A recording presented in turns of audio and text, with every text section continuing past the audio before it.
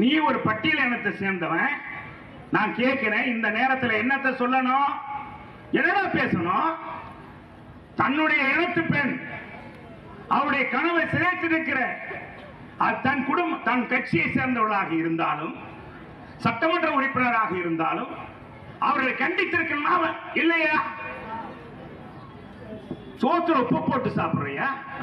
அவனுக்கு என்ன தெரியுமா? 1,76,000 கோடி கொள்ளையடித்திருக்கிறான்ல. என்ன நாய், திகார் ஜெயில கடந்த நாய், 6 மாதம் திகார் ஜெயில இருந்து கொஞ்சம் கூட வெக்கம் மான ரோசம் இல்லையே. நீ யாரை பார்த்து கேட்கிற?